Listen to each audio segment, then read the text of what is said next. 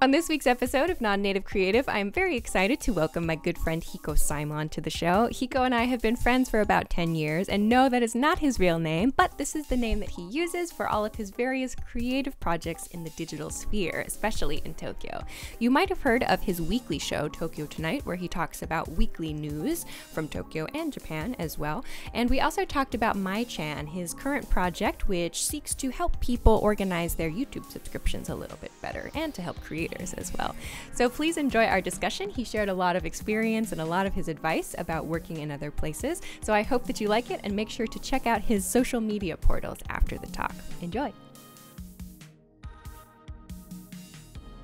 Today, I'm very excited to welcome my friend Hikosaemon to the Non-Native Creative Podcast today. Hikosaemon is doing a lot of creative-related projects and has been doing many creative-related projects, especially in the digital space on YouTube. And we're going to talk about his latest project, MyChan, a little bit later today. But thank you so much for coming and chatting with me about your work and your experiences. I'm very excited for this. I'm not worthy. Thank you for Not having at me. all, not at all.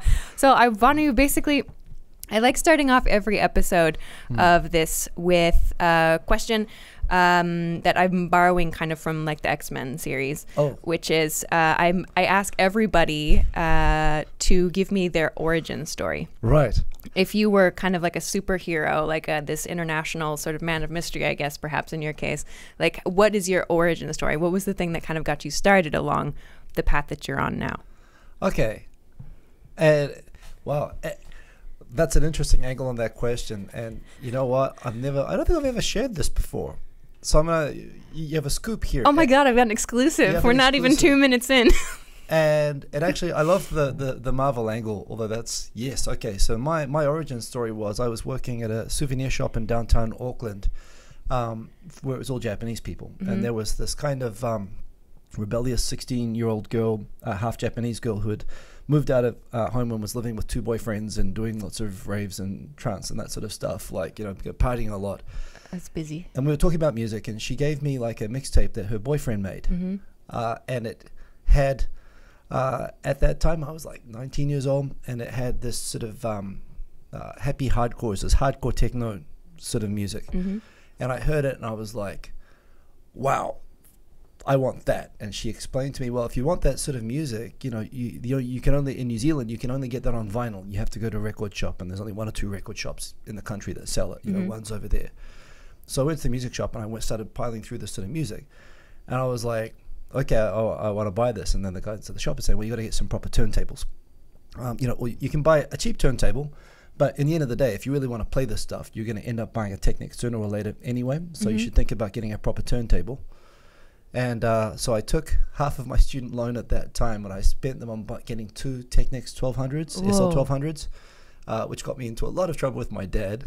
When you say your student loan, do you mean like your entire amount for college, or like for 1 month? Fees in New Zealand aren't as bad as in America, but I was it was like out of 10,000 that I was taking out of loans in 1 year, it was about $5,000 for the turntables, the mix of the setup. And you know, I was 19 years old, and I was like, yeah, what the hell, you know, I'll double down and I'll do this. And then it took me months to learn how to beat mix. I mean, in those days, these are old-fashioned turntables. This is doing by hand and by ear. You're separating your ears. Mm-hmm. But when I did that, and I started making mixtapes for people, and then I got my first gigs, like playing on the radio and getting invited to parties. And I think that was the start of my overall trajectory of kind of doing creative or quasi-creative kind of things in public. Okay. I think the whole thing started with that mixtape. Mm-hmm. From that girl at work, and getting really excited and thinking, how do I do that? First of all, I just wanted to listen to more of it. Mm-hmm. And then I went down this rabbit hole of, well, you should get the turntables, and if you get the turntables, you should learn to, you know, use them properly. And locking myself as a student, as you can do, in a room for 6 months, practicing until I could get beats to actually sync up properly and listen to records properly. And then that transformed into mixtapes, which transformed into playing in public.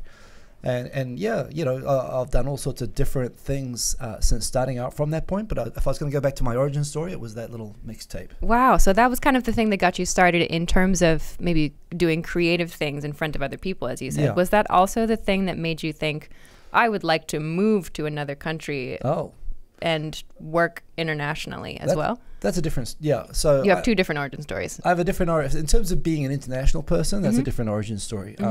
I'm an army brat. My dad's in the New Zealand Army, which is, just like the American Army, only with more sheep. We moved. The exotic travel is mainly bouncing between Australia and New Zealand, and I first moved when I was like 6 months old, and I've moved house 37 times. Wow. So, yeah, perpetual state of moving. That's kind of what army brats have in common. Although I moved a lot internationally, we did get a posting. There used to be a New Zealand camp in Singapore for some reason, and I lived in Singapore between 6 and 8. And that was a really, I think, formative and impressionable time in my life. And of course, Singapore culturally is just such a impactful, sort of place. So I think that the experience of living there as a kid and then going back to living in really rural country towns and army bases in New Zealand and Australia for a long time after, I think that really stuck with me. And that was the seed that when the opportunity to learn Japanese and the idea that when all my friends were going to go off and live in England or America or whatever, as Kiwis do, we all leave the country. My plan was always like, why would you want to go halfway around the world to another country that's really similar to the country that you're from? And thinking always like, oh no, I've got to get more of that Asian culture drug. So for me, it was, I think the things that led to coming to Japan were from that time living in Singapore when I was a kid. Okay. So when did you first move to Japan then? Well, my first experience in Japan was a school trip when I was 15 years old. The New Zealand government was pushing Japanese language a lot during my time. Now they're pushing Chinese, which I think is probably correct. I was lucky I was in the little Japan boom that we had for a few years when we were trying to figure out who to sell our apples to. We had a lot of lessons on learning how to sell apples and stuff. Okay. And yeah, we had a high school exchange. So I was in Fukuoka on a high school exchange. I had my Fukuoka host family for a couple of weeks, and I just had such an awesome time there as a 15-year-old. It was like, oh, geez, I've got to come back and do this again. Right. And I kind of set the goal in my head that when I do my overseas experience, which is I think every Kiwi does, we all leave the country for a period of time to go work and explore. I just had it locked in from 15 that I'm going to Japan, and just whatever I do, whether it's a part-time job or choosing papers at university or it's high school, everything would just be some small step towards that goal. So I pretty much set that goal early on, and I did lots of trips, including the year before I graduated, doing a working holiday visa. I only used about 3.5 months, just my summer break for it. Gambling that I could get the connections I need to get a job after I graduated, which I was able to do.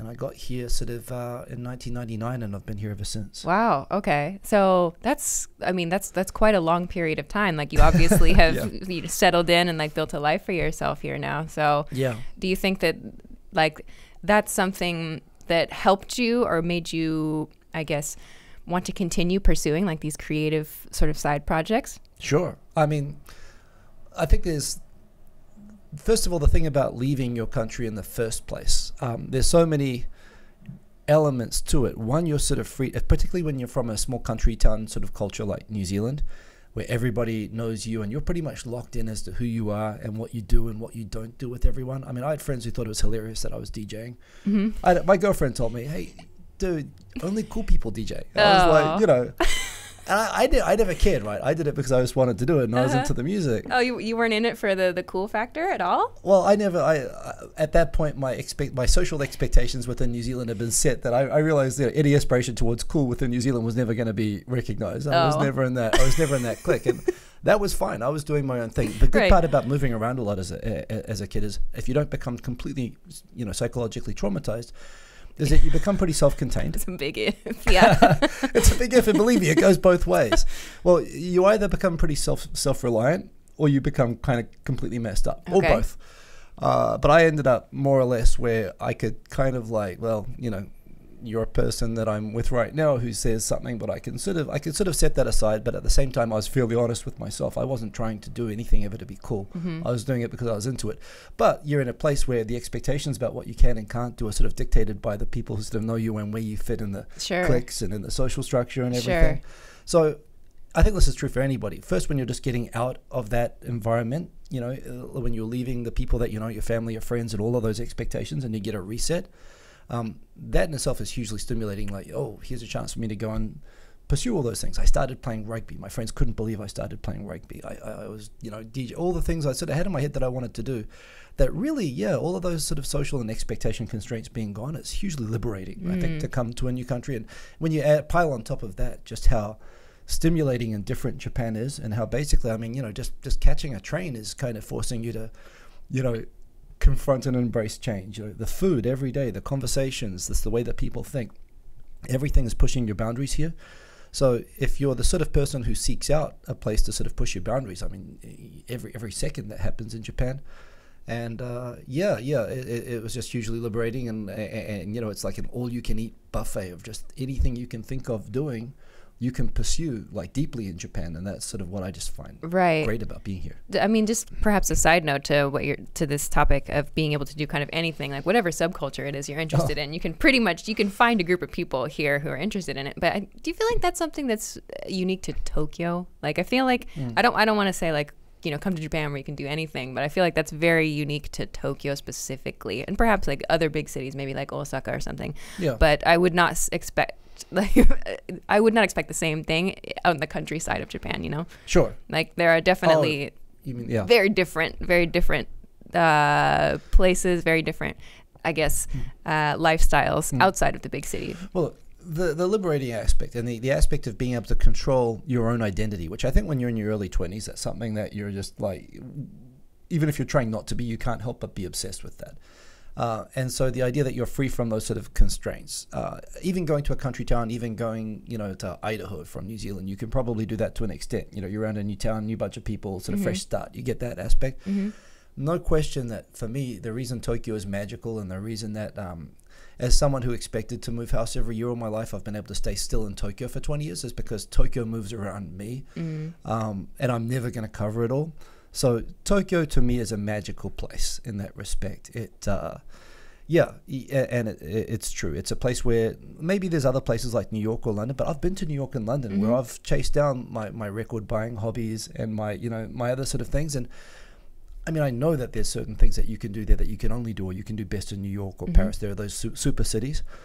But for me, what's great about Tokyo is it's all there, but you need the language, you need the cultural understanding to get to it. So it's kind of like it's wrapped up and it's not as accessible to anyone who just comes into town as well. That adds the challenge and the interest of it and the reward, I think, from it. So for me, Tokyo is special. But there's a degree of just leaving where you're from and just having a fresh start. I think that would apply to it to an extent anywhere. And some of the benefits of the different culture would happen anywhere in Japan. But Tokyo is special, no question. Do you feel like that fades, or has that changed for you after, I mean, like you said, you know, a 20-year period? I feel like a lot of people arrive here, especially very fresh and very excited for like their first year, perhaps 3 years, and then that fades for some people, or it changes significantly. Like, what's your perspective on that? It's funny. When you come here and you're asserting your new identity in a new place and you're pursuing all the things you always wanted to do, you're so determined that you look at all the other people and what's happened to other people, and that's not going to happen to me. I'm in control of my destiny. I'm not going to go through this huge rise and this huge crash and this huge sort of back and forth of acceptance. And then you see it happening to you, and you see it happening to everyone around you, and you just realize it's almost like biological. It happens to everybody. And you definitely there's a 5-year cycle of people, I think, going through ups and downs almost at exactly the same times. It's weird. It's like the grief cycle. It's like a very positive version of the grief cycle, but the adrenaline high and the excitement that you get, and people can sometimes burn themselves out just in the first year trying to do too much and not being in control of it. And then there's just that natural coming off the high crash phase. It's like, is this really where I'm supposed to be? What am I doing here? You know, you'll have moments that'll crash and it'll impact you, and then you'll sort of start to sort of come back, and you get a lot of people leave after 1 year. You get a lot of people, most people leave after 3 years, and it's just going through different phases of this, getting to a point of equilibrium where you figure out how to live here on your own terms and do the things that you want to do. But getting there takes time, and it takes a lot of internal compromise. And a lot of growth. It takes a lot of growth, but it's funny. I see so many people going through the same thing. And in the end of the day, you know, you have to figure out how much the place changes you. And some people, when they feel that happening, that's what spooks them and makes them leave. If you can embrace the way that Japan changes you, then you can, you can become comfortable here. And if you can get past all of that, it really is pretty much all the same. I find for anyone after about 5 years. But you combine that with being young and with wanting to do all sorts of stuff and the overstimulation of this place. Yeah, it can make people go crazy, actually, Right. if you're not in control. Do you think that that's unique to Tokyo specifically, or do you think that the same thing would apply to, say, you know, like, someone moving from outside the U.S. to New York City or L.A., or maybe like moving to London, or like any other, like, you know, big metropolis city? Yeah. I haven't had the experience of living in one of those cities for an extended period of time, so I can't really say. But I kind of wonder, like, if there's a similar kind of cycle, like, to use that word, of people who come and go and, you know, choose to adapt or not. Yeah, that's a good question. And obviously I don't know because I haven't experienced it either. But the extra layer, you've got all of that, people who go to New York for a specific, or Los Angeles. People go to Los Angeles to break into TV, and they go through and they get a minor role and they get excited and they're working in coffee shops. And I met people who do that. And I know how that probably goes on a huge, you know, am I going to live here and just, you know, am I going to accept not being a star, and how am I going to do this? You have that sort of thing, and maybe in both places. But I think the really thick cultural adaptation element, when you're feeling stressed, or when you're feeling like, as happens from time to time, like things are not going your way and you're starting to question everything. In Japan, you always have the added layer question of, you know, do I even belong here? Am I ever going to fit in here? Right. That's kind of, as a Westerner being in Japan, that's unique. And I suspect you don't have that per se in New York or other places which are more diverse, because there's always other people like you that you can find and relate to. In Tokyo, it's a very small group. Everybody knows each other here. I feel like at least in the Western expat community, most people have some kind of like connection. Like it's very easy to connect with, you know, people who are similar to you, I suppose. It's a very small town within a huge city. It's a strange dichotomy. Yeah. So this kind of relates then. So a lot of people, I feel like, especially Westerners, I should say, come here, at least over like the last 10 to 15 years or so. They come here, and along with their decision to move here, they also choose to, I guess, kind of make their lives here into something of a media project, by which I mean YouTube or social media or whatever. And it's really cool, actually. A lot of people are putting together some really cool things and sharing their perspectives. And you started doing work, well, I shouldn't say like work, but you had like a project. You began a project on YouTube. When did you start your YouTube channel? I started probably about 2000. Actually, you know what? I think it was 2008. Actually. Okay. I was about to say 6, but you know what? It was after that. But yeah, it was tinkering. It was just a minor creative video editing thing. And one day seeing something on YouTube that made me think, oh, that looks like that converges a whole bunch of my interests, and made me think about starting a channel seriously. So I think I became really, like, as a creator, started in 2008. I started making videos in 2006, but I was just like editing videos from my rugby team and making music videos, and I was just getting into the idea of video editing, and I was more interested in editing than I was in actually like putting myself on a camera for the first couple of years. And I was using Google Video when it was separate to YouTube, because it had better technical specs, and I was just looking at it as a technical thing. And YouTube used to have terrible resolution in the beginning. It had really low res videos and time limits. It was like 5-minute time limit. That's right, yeah. And I was like, why would anyone want to use YouTube? But somewhere along the line, I caught the bug and I switched over. So initially, what kind of videos were you making? I mean, after you kind of moved to, you know, presenting things yourself. So what kind of got me was, like, from before there was any online video. I mean, I was in Japan from the late 1990s, so there was sort of, you know, Netscape 2.0 just come out, you know, exciting times. And I think I was always like a news and politics like freak, you know, from like my university days. I love debate and that sort of thing. And when I found some really good Japan related online quasi-intelligent news discussion online, and that was one of my little outlets, that I just enjoyed that a lot. And when I think I discovered, when I first discovered famous YouTuber Philip DeFranco, when I first saw one of his videos, I thought, well, here's a guy who's actually kind of doing what I do online in text chat, and kind of doing it in a really compressed and interesting sort of video format. And his videos looked amazing, like the quality and how. And the first part of me was the geek saying, how did he get his video that good quality? And, you know, what's the trick he's playing? Because there used to be a lot of tricks, like with the technical specs of YouTube. So I was interested in, how did he get the video such good quality? And I thought, well, that's what I want to do for Japan. And it was more kind of like, let's see if I can do a version of that myself. And it was just like a technical, creative sort of challenge to myself. See. And what was funny was I made 3 or 4 videos that, of course got like, 10 views or 20 views. And I was cool with that. But I did them in Japanese, and some people gave me some comments like, how did you learn your Japanese, dude? It's kind of like, well, okay, this is not going to be a language learning channel, but I'm just going to do just one video where I'm just going to explain how I learned Japanese, so you stop asking me this question. I see. And that's the one that went viral. Of course, it's always the one that you don't plan or want to be viral that goes viral. Right.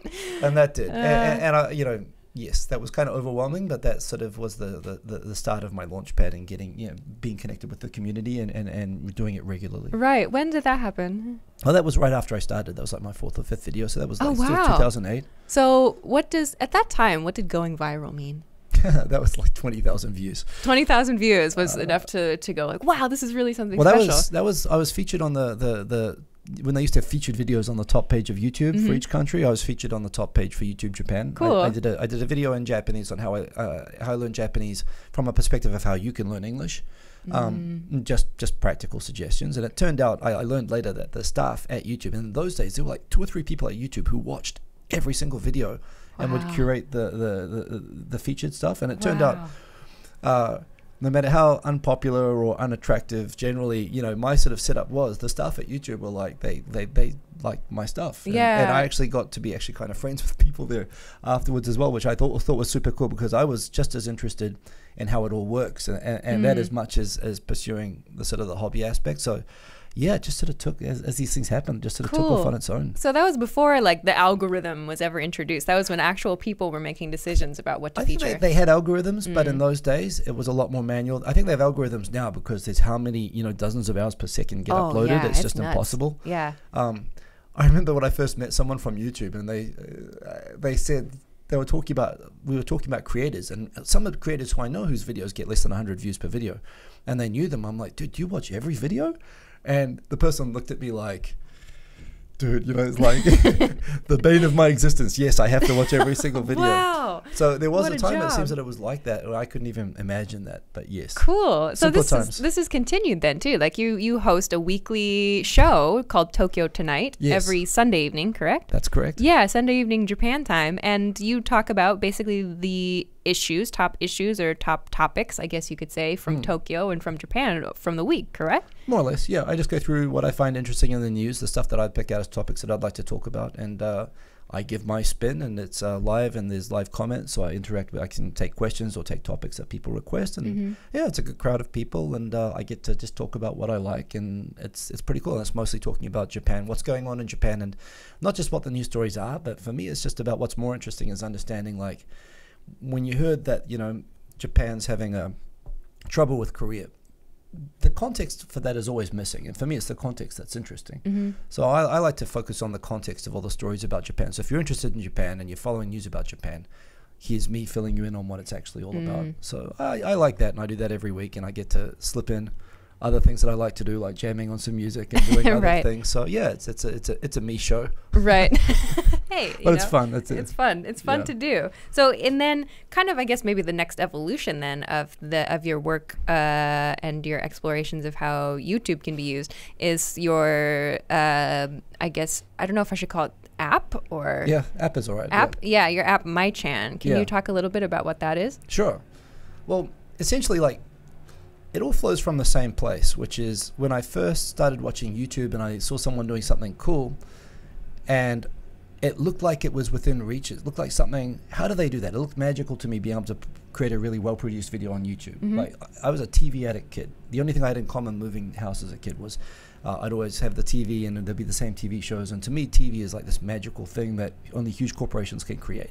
So watching individual creators creating professional level content on YouTube to me was a huge, like, wow, how do they do this? And if he's doing it, can I do it? And I think and I worked in IT for a long time, and I was familiar with how IT projects get done at a big sort of corporate level, but to me it was still, there was a magic element where I know people build apps all the time, and I know that there are people who can do things. There are apps that I use that were YouTube related that I liked using as well, but still the idea of building an app that can enhance the viewing experience of YouTube was still essentially something magical, but that I see people doing. And I knew I had parts of the knowledge to that. I knew how to plan out a project, but I had parts that I didn't know, which is anything about how to tap into the YouTube APIs or actually build an app. And essentially that element to me was magical, but it seemed to be sort of achievable. So I was able to talk to somebody who was able to give me some advice to plug the gaps. And it was sort of two goals. One, I've been talking to YouTube about this for years, about what I saw as being the functionality, the gap between YouTube being kind of what it is, where a site where people go for fun, to go down video watching rabbit holes, and what I thought of it as is something which should be the primary form of media consumption. It should be replacing TV altogether, and why it wasn't getting to that point. So there was a kind of a function gap where I spent 10 years waiting for someone to build that app that I had in my head, and no one did it. And I thought, well, if I'm thinking of it, even if it's niche, YouTube's on a 1 billion person scale, so there must be some people who would see the same benefit. So it was this thing that was kind of frustrating me and driving me crazy of a functionality gap. And it was wanting, just out of curiosity myself, seeing this is something that I want to build. I've got this really creative idea for an app that I think makes a lot of sense.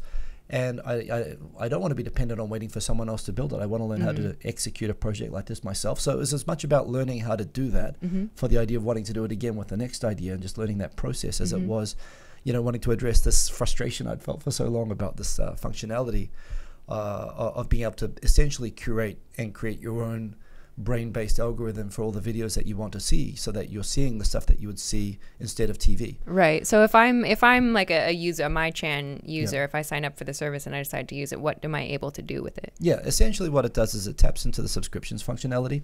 So taking the subscriptions, which I realize is something that not everybody who uses YouTube does. Most people just depend on the logarithm to just feed them videos, which it'll sometimes give you videos you want to watch, and sometimes it'll give you videos like, why are you making me watch another Kanye video? It's because they're driving people to where the ads are. Right. And you don't always want to watch content which is where the ads are. In fact, sometimes you want to, find content that's not so popular. And so from my perspective, the only way you can control what you want to see on YouTube is either by searching video by video, or subscribing to channels that consistently put out content that you like. And as a creator, you want people to subscribe to you so that they'll find and keep up with your videos, even if you're not high up on the search rankings. Right. So yeah, for me, for people who understand the subscriptions functionality and how great it is, the only problem then that you have is that essentially the subscriptions functionality on YouTube is just like Twitter. It's just a stream of content, and as it aggregates and snowballs over the years, it becomes unmanageable. You end up with all of these dead or old sort of subscriptions that you can't manage anymore, and it's this flood of, you might be interested in news videos, you might be interested in Japan videos or music videos, but it all just comes as a flood, unsorted flood. Right. And it occurred to me from my content, if I could just create like categories and just press on, hey, category music videos or category Japan blogs, and just be able to watch those like a TV channel, I could keep up with everybody, and I could watch what I felt like based on my mood, and I wouldn't have to do all this work that YouTube makes you do. So for me, it was the way that I wanted to consume. And yeah, I saw a gap, and I had a really clear idea of how you would execute that, like as an API function, as an app. And I talked with some people. I managed to connect with some people that we were able to build it together, and that's what it does. You connect your account with my tool, which basically gives you tools to be able to power up your subscription so that you can organize it into specific lists, groups of channels, right? Which I call bundles of channels by category, so that you can have all your stuff organized, and you can just do one click and just watch all your latest videos and catch up with one click. I see. So if I'm a heavy YouTube user and I have like 100 different subscriptions, and I just get like this flood of information every day when I go to check YouTube, I can basically make like groups. I can be like, okay, these are the people that I like that talk about Japan, or these are the tech people that I follow. I'll put these into these different bundles, and then when I'm ready to watch that topic, I'll go click on the bundle and be able to watch those things only. Right. Okay. And that means, and when you're particularly when you're wanting to keep up with content, and there's stuff which you're going to search for every week, and the algorithm, of course, will propose when it recognizes that you're watching content over and over. But like specific creators and stuff like that, they'll disappear into the ether. And this is the problem with being a small creator, is that or having channels that haven't gone viral yet, right? Is that it can be really, unless you're deliberately following them, it's hard to do. And when you find good content and you prefer to watch that than you know, than some of the ads or whatever that get put in front. Yeah, it puts you in control of what's being presented to you, and you can catch up,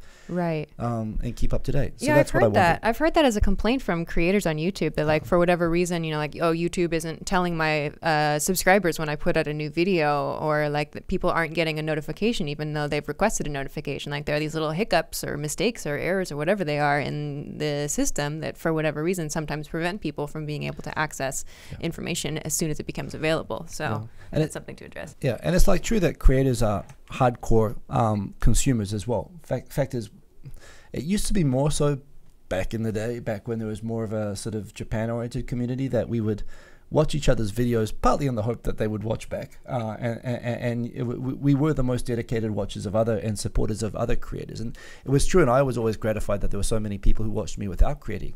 But yes, when you become passionate about following and supporting people, it becomes very frustrating when you feel like YouTube itself is inhibiting your ability to do that. So yeah, for me, I was just fixing a gap in the functionality to do what I wanted to do. And that's what the project was. And for me to be able to not just have that idea, but to do what I considered until doing it was magic, to be able to actually take the idea and execute it into something that works, was pretty cool. Do you feel like then too, like, I don't know, everybody has a different approach to this. Like when you, or if you do talk about these kind of, I guess the word I'll use is side projects. Do you talk about these like with your colleagues or with your friends here, or the world's kind of kept very separate? Yeah, I think one thing I've picked up from Japan a little bit, and actually that I've come to embrace, is compartmentalization.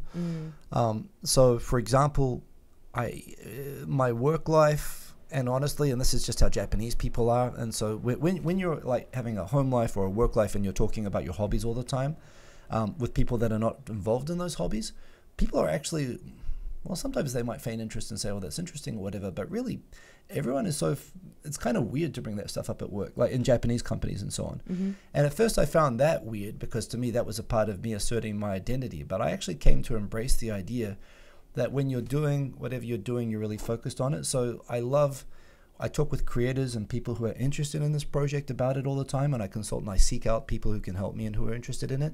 But I generally don't bring it into where I'm like at work, and even actually very much at home. I mean, for me, these are things that I'll focus on: work when I'm at work, home when I'm at home, and creating when I'm creating. And I actually kind of like being able to fully focus and do it that way. So that's kind of a way that Japan has changed me a little bit. I see. And then do you think that like the choosing to develop your app here, were there any kind of maybe factors that made it more challenging or made it easier perhaps to try to develop that app here? Or do you think that's something that you could have done anywhere, really? I could have definitely done it anywhere. I was lucky that in the small town that we live in of expats in Tokyo, I knew a person who was experienced at managing these sorts of projects and could connect me with the resources who are often outside of Japan in terms of developers. I've worked with, for example, you take the way the Japanese people do the same thing. If you're a Japanese person and you want to build an app, you don't talk to a project manager who connects you with developers in Pakistan, as I was able to get and a graphic designer in Hong Kong and do this sort of awesome global sort of project. When Japanese people do a project, when they want to build an app, they lock themselves in a room for 6 months and they do it all by themselves. And I remember, like, back in my DJing days, I found a really cool VJ app, which I could have my laptop set up and I could run the whole VJ thing on my own while I was DJing. And this was, I wasn't looking for anything Japanese, but it turned out that this creator was Japanese and he lived in Tokyo. And I was able to actually message him about one of the updates and connect with this guy. And this guy had literally locked himself in a room, just learned how to program and created an entire computer program for this from scratch and could implement everything. But people do this in a really how would I put it? I suppose there are communities and there is a startup community and there are people who do things, but the Japanese tendency is to do stuff on your own.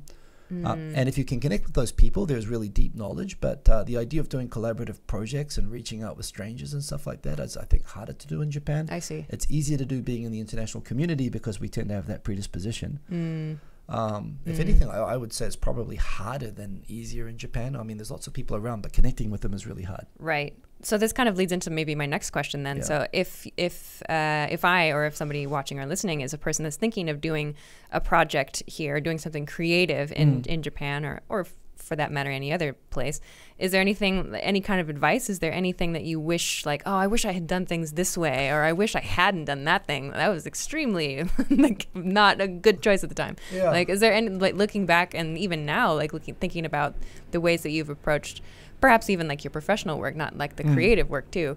Is there any kind of like advice that you have for somebody who's thinking of developing something creative in another country? It's a big question. Yeah, and from that specific angle of doing it in a different country, that's interesting as well. I think about it all the time without, I mean, it's where I am. I've lived half my life in Japan now, so I sort of, I must admit, I lose that perspective over time of the fact that I'm here. But look, the first thing, and going back to that really exciting, adrenaline pumped few years when I first got here, I was a mediocre DJ. I had a kind of a niche interest in drum and bass music, which wasn't very big in Tokyo. So it's kind of funny. What was true as a Westerner, and very specific to being a Westerner in Tokyo, and maybe at that time, I don't know if this has changed, was definitely I got opportunities and doors opened. People are excited to get a foreigner into their crew. You know, when there's a bunch of DJs, when I go to a drum and bass event and I talk to a DJ and I say, you know, I love your music, I DJ myself, they'll say, get it out lineup for the next event. They want to have they want to have an international DJ in their lineup, even if, you know, the doors open that would not open elsewhere. And that was something. And look, I took the philosophy from the get-go: go hard or go home. Say yes to everything. You know, do everything. So I got opportunities that probably were unique to my situation being in Japan, and I took full advantage of everything. What I found was, it meant I was constantly surrounded by people when those opportunities came up that were way above my level at everything, and that forced me to stretch. And I found that really inspiring and really challenging. And I met some great people, like from all sorts of different creative sort of backgrounds, like DJs for one thing. I got in with some friends who are had an architecture background, and they were doing all sorts of creative sort of projects and stuff as well. And you know, they'd have me make their music for their sort of video for their mountain bike design that a group made. That I was sort of on the side of the project, and people were looking for ways to involve me. So I'd certainly, you know, that was something that I was really blessed just to have, and it was lucky. But I thought, well, you know, you take full advantage of the opportunities. But at the same time, it really stretches you because you realize how committed people are to their hobbies here. There are no casual hobbies in Japan. That is very interesting to me as well. Like, because as a person personally that likes to do many different things, I like to kind of like dabble in I've always been this way. Like, I choose a couple things to get like intermediate levels good at, and then I move on to the next thing. No, like people will like devote all of their free time to their one hobby. Yeah. Like, admittedly, it's not everybody, but that's something that I've been like, whoa, really kind of blows me away sometimes. I'm like, you don't do anything else? Like, really nothing? Like, this is the one thing? But that's the compartmentalization thing as well. They do other things. I mean, some of my favorite like musicians, there are people like chart musicians and DJs who are salarymen.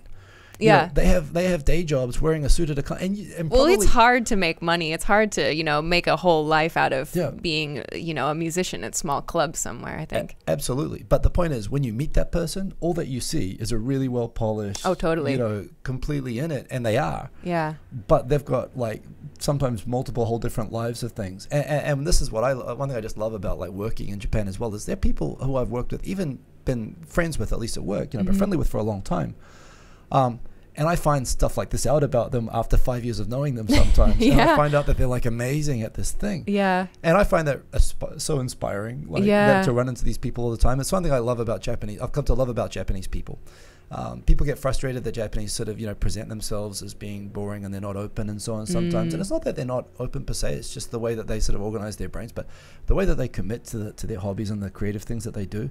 yeah, that's like, oh, I've got to up my game. I've got to actually go and I think that's true. Like if you really do, I think your advice about, you know, saying yes to things and, you know, making sure that you are there and, you know, participating and being a part of whatever it is that you think you want to be you want to be a part of it. You need to be there. You can't just show up and expect like, oh, hello everybody, I'm ready to participate. Like you have to be there, showing up every week or every month or whatever, you know, showing that you're into it as well. Yeah. I think that's really important. But also your point about compartmentalization, like it's kind of funny, like how even after you've known someone for several years and you think that you're pretty close, and then they come out with something that's like, you know, oh, I'm interested in this, or I can do this thing really well. You're just like, why did you never tell me that? And they'll just be like, oh, I was too shy. I'm like, what? But for me, that's cool. And this is just, I'd say this is an aspect of Japanese culture, but yeah, it's the artisanal mentality, the idea that, you know, and I know this when I was surfing or when I was playing rugby. If I was talking about surfing while I'm with my rugby team, like, why are you talking about surfing? We're playing rugby here. And it's kind of like, well, that's strange. But at the same time, it means that, yeah, you're always like you find out these interesting layers about people. Right. But I really respect the way that the way that Japanese people go about creativity, in a way, because there's a perception, which I think is kind of correct, that creativity is generally kind of suppressed by Japanese society.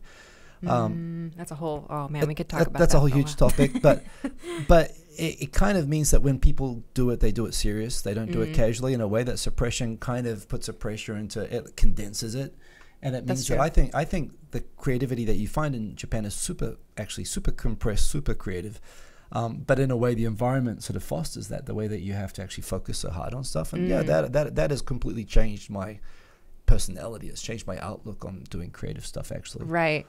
Okay. So kind of shifting topics here near the end of things. For you then, in terms of like creativity, is there a project that's coming up, or like is there something that you really hope people focus on that you're doing now? Like what's kind of the thing that you're excited about in terms of your creative work? Yeah. So I've got a bunch of projects which, as happens, are on hold. And for me, it's all about creating stuff which I can sustain even when I'm busy with other stuff, so that I don't... a big mistake people do is burn out by taking too much on. So one project that I've got, which is moving, although it's been on hold for 2 months, but I've gotten about 2/3 the way through, and I want to wrap up this year. So hopefully it'll come out soon, is...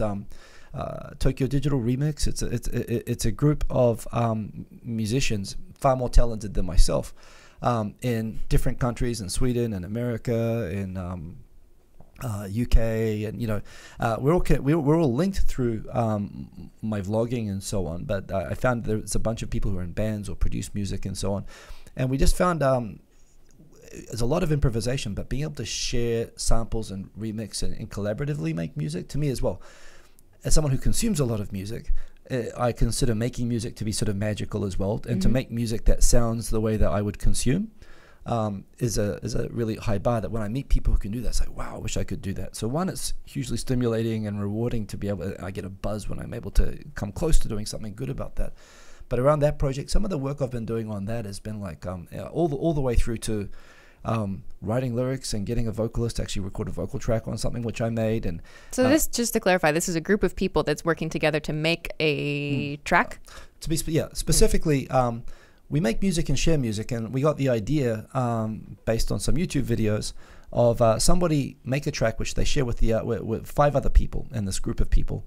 And we'd all agree to base it with all the stems and all the samples from it, and we would remix it into our own style of making music. And we all have very different styles. And the idea is we're always trying to one up and impress each other doing it, and it forces us in the desire to impress everyone else to up our own games and learn and to do more with the tools that we have. So we've got a project where we're going to take turns giving a track to each other and then having everyone remix it and then reacting to listening to each other's remixes. And I've got 3 episodes done out of a planned 5 right now. Cool. And it's I'm jumping out of my seat when I'm editing it. It's so exciting to me. It's called what? Tokyo Digital Remix. Tokyo Digital Remix. Again, it's not when it's ready. It'll be announced on my YouTube and on my Twitter and so on. But that's a project. When I think about something that's exciting to me, all the aspects of it is not just the output. I mean, the output is super exciting as well, but also figuring out how to unify like-minded people globally to be able to stretch your own creativity.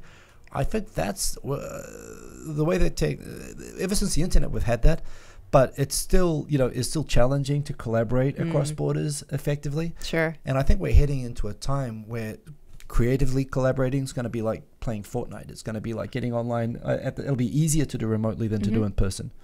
And for me, being at the leading edge of that and figuring out how to create something cool easily with other people in different locations that's the stuff which excites me most, and that's probably where I'm focusing on outside of my regular activities right now. Right. Cool. That sounds awesome. So we can check that out. We'll keep an eye out for that. We can watch for Tokyo Tonight every week. Every week. And we can look for MyChan as well, your MyChan project. MyChan, mychan.tv. It's an online web app.